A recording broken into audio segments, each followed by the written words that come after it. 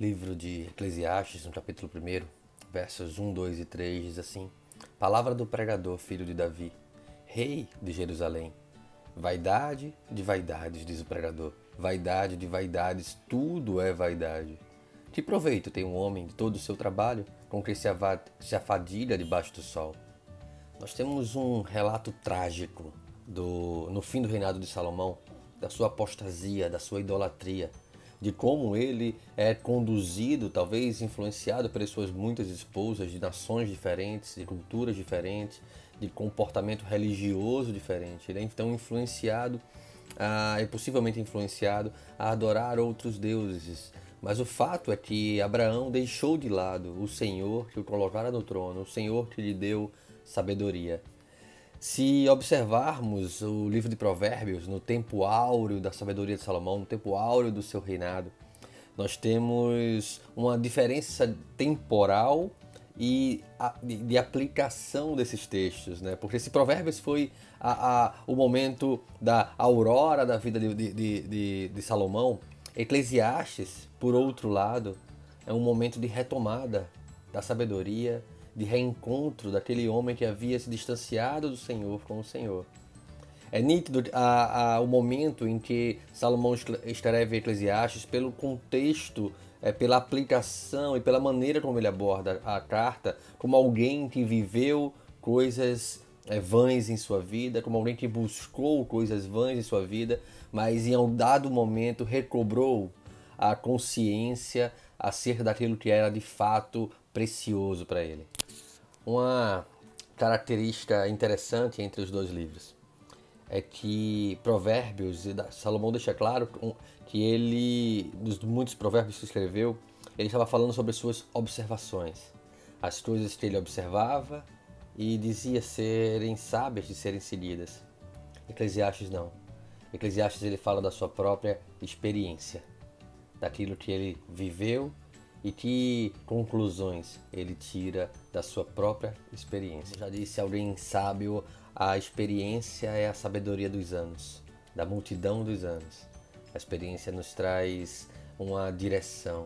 E então Salomão aqui, a partir da sua experiência acerca daquilo que ele viveu, do que ele buscou, ele apresenta para o leitor da sua pregação em Eclesiastes, da sua mensagem sobre a brevidade da vida, o que de fato importa em nossas vidas. Então Salomão sempre vai fazer uma referência sobre o que deve ser feito de tudo que nós temos para experimentar. Então, de tudo é uma expressão exortativa presente no texto de Salomão, onde ele nos faz lembrar que de tudo, o nosso Cristo, o nosso Senhor, o Salvador das nossas vidas, é aquilo que temos de mais precioso. Guardar os seus mandamentos é o que temos de mais precioso. O resto, o tudo, o de tudo, é apenas vaidade. O sermão contido aqui em Eclesiastes é um sermão prático. Salomão, trazido ao arrependimento, resolve, como seu pai, falar da experiência que teve e do quanto importa não se desviar do seu Senhor, do quanto importa ter uma vida reta, de temor ao Senhor, de observância aos seus mandamentos.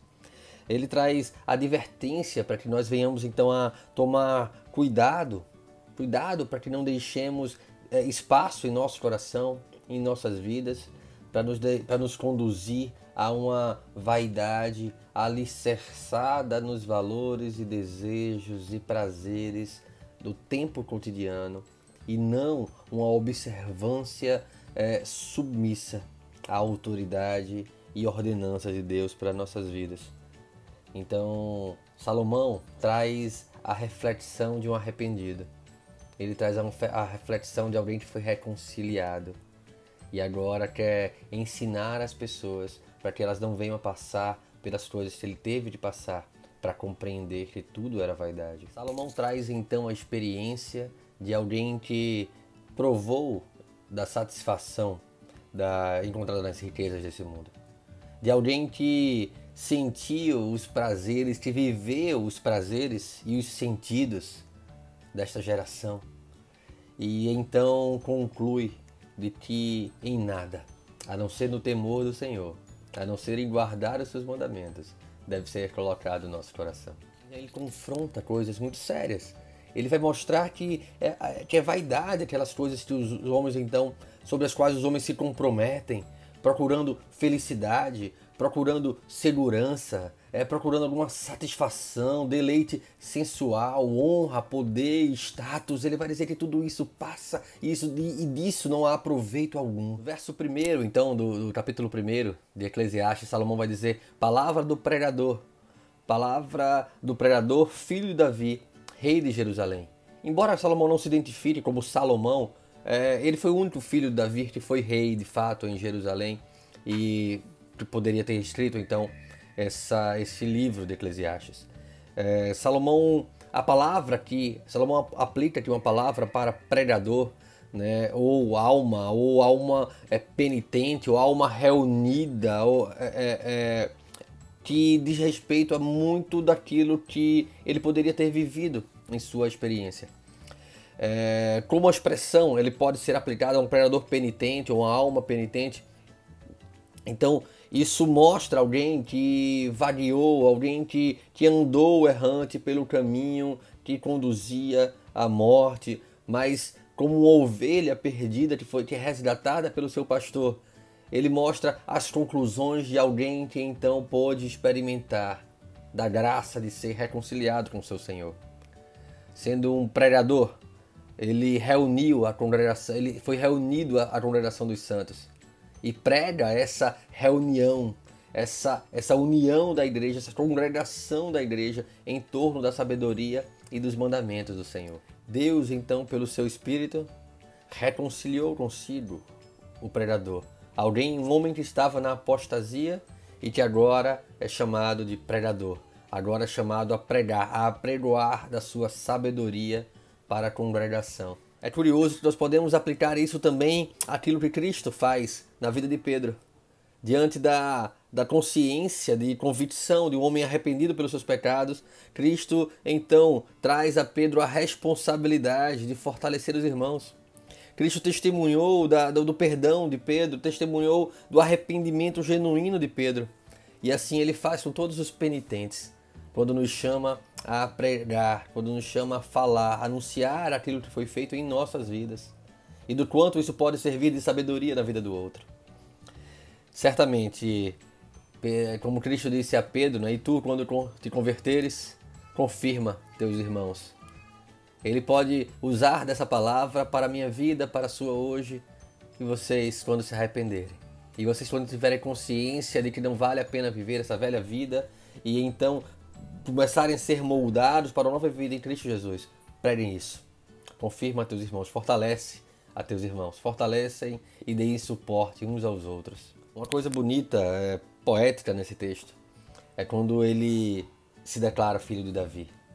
Talvez essa consciência de reconciliação com Deus, essa consciência de ter passado por uma vida que não correspondia a ser um filho de Davi, porque não era uma vida como Davi vivia, de temor, de buscar o coração do Senhor.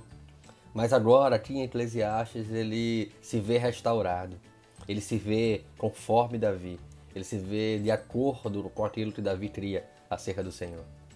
E então ele pode dizer, o pregador, filho de Davi, restaurado ao trono, restaurado como rei em Israel.